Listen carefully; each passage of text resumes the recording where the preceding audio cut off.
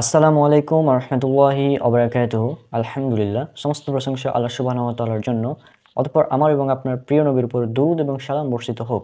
সকলেই বলি সাল্লাল্লাহু আলাইহি ওয়াসাল্লাম। আজকে আমাদের বিবাহ সিরিজ পর্ব নম্বর 4।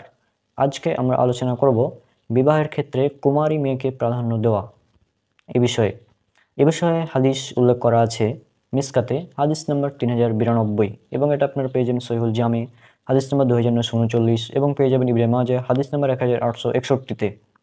হাদিসটিতে উল্লেখ করা হচ্ছে, আব্দুর রহমান ইবনু সালিম ইবনু উতাইবা ইবনু ওয়াই ওয়াইম ইবনু সাঈদা আল আনসারি তার পিতা, তিনি তার দাদা হতে বর্ণনা করেন, তিনি বলেন রাসূলুল্লাহ সাল্লাল্লাহু আলাইহি সাল্লাম বলেছেন, তোমরা কুমারী রমণী বিয়ে করো, কেননা কুমারী রমণীর মুখের মধুময়তা বেশি, অধিক গর্ভধারণযোগ্য এবং অল্প তুষ্টের অধিকারী।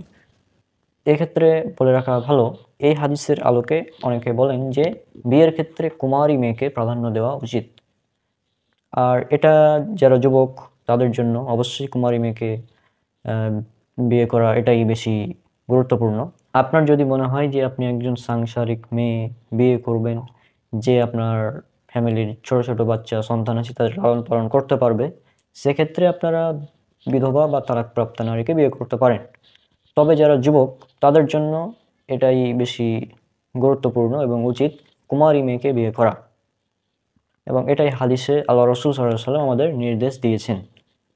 তো আশা করছি আপনারা বুঝতে পেরেছেন। আর যাদের বয়স মূলত যুবক যুবতী, যারা বয়স 18 থেকে 25-এর মধ্যে, এই সময় বিয়ের চাহিদাটা সবচেয়ে বেশি থাকে এবং তাদের সম্পর্কটাও হয় অনেক মধুর। সুতরাং এই বয়সেই বিয়ে করা উচিত এবং কুমারী মেয়েকে বিয়ে করা উচিত বলে আমি মনে করি যুবকদের জন্য। তো আজকের আলোচনা এই পর্যন্তই ছিল। ইনশাল্লাহ আমরা পরবর্তী এপিসোডে আরও বিবাহের বিভিন্ন বিষয় নিয়ে আলোচনা করব। আজকে বিদায় নিচ্ছি, সবাই আমার জন্য অনেক অনেক দোয়া করবেন। আসসালামু আলাইকুম আ রহমতুল্লাহি আবরাকাতুহু।